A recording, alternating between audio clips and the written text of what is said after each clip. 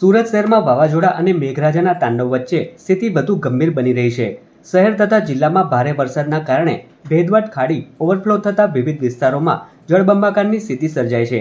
Surat municipal commissioner એમ નાગરાજને પરિસ્થિતિ અંગે વિગતવાર માહિતી આપતા જણાવ્યું હતું કે 30 જુલાઈનું ઓરેન્જ એલર્ટ પૂર્ણ થયા બાદ હવે 31 જુલાઈએ હવામાન વિભાગ દ્વારા રેડ એલર્ટ જાહેર કરવામાં આવ્યું છે, જે સાચું સાબિત થઈ રહ્યું છે।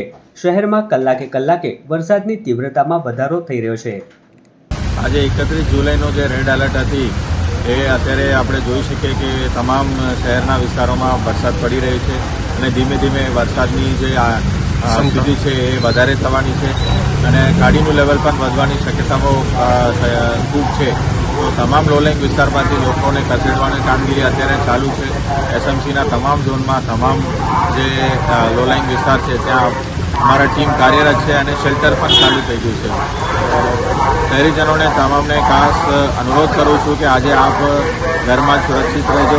આવતી 26 કલાક માટે આપણે ખૂબ તકેદારી રાખવાની ખૂબ જરૂર છે અને સુરક્ષિત જગ્યાએ આપણે રહેવાની ખૂબ જરૂરી છે।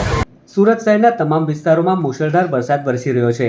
સ્થિતિની ગંભીરતાને ધ્યાનમાં રાખી તંત્ર દ્વારા જિલ્લાના તમામ કારખાનાઓમાં 2 દિવસ માટે બંધ રાખવાનો આદેશ જારી કરાયો છે, જ્યારે 1 ઓગસ્ટ એટલે કે આવતીકાલે પણ તમામ શાળા કોલેજો અને આંગણવાડીઓમાં રજા જાહેર કરી દેવામાં આવી છે। તંત્ર દ્વારા નીચાણવાળા વિસ્તારોમાંથી લોકોને સલામત સ્થળે ખસેડવાની કામગીરી કરવામાં આવી રહી છે। નાગરિકોને સલામત સ્થળે રહેવા તેમજ સરકારી તંત્રની સૂચનાઓનું પાલન કરવા ખાસ અનુરોધ કરાયો છે। છેલ્લા 8 કલાકથી વરસાદ થઈ રહ્યો છે, તેના 2 વાગ્યા સુધીના આજના જે આંકડા છે તે નીચે મુજબ છે। ઉલપાડ તાલુકામાં લગભગ 3.5 ઇંચ, માંગરોળમાં 4 ઇંચ, ઉમરપાડામાં લગભગ 10 ઇંચ, માંડવીમાં 3.5 ઇંચ, કામરેજમાં 2.5 ઇંચ, સુરત શહેરમાં 3 થી 5 ઇંચ અલગ અલગ એરિયા પ્રમાણે, 84માં 2 ઇંચ, વલસાડામાં 5 ઇંચ, બારડોલીમાં 5 ઇંચ, મહુવામાં 4 ઇંચ, રેટમાં 5.5 ઇંચ અને અંબિકામાં 6 ઇંચ જેટલો વરસાદ છેલ્લા 8 કલાકમાં એટલે કે સવારે 6 વાગ્યાથી નોંધાયો છે।